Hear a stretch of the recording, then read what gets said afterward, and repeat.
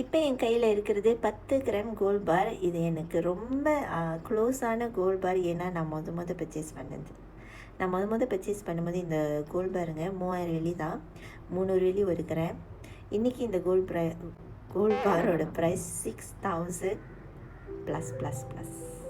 So நீங்கள் பார்த்தீங்கன்னாக்கா எனக்கு 2 மடங்கு லாபத்தை வந்து கோல்ட் பார் தேடி கொடுத்துருக்கு. இதே அந்த 3000 வெள்ளியை நான் கோல்டு அன்றைக்கி வாங்காமல் அப்படியே பேங்கில் வச்சுருந்தேனாங்க, எனக்கு இந்த மாதிரி டபுள் மடங்கு குரோத் கிடச்சிருக்காது. ஸோ நீங்களும் எல்லோரும் செய்கிற தப்பு செய்யாதீங்க.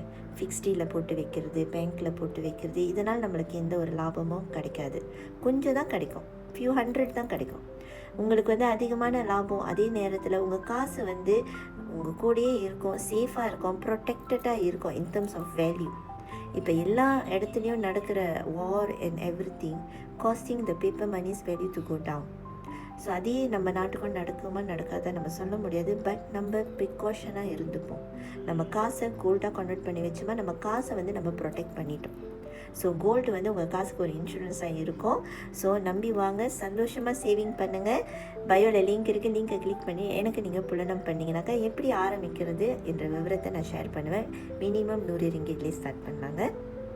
Safe gold will save you.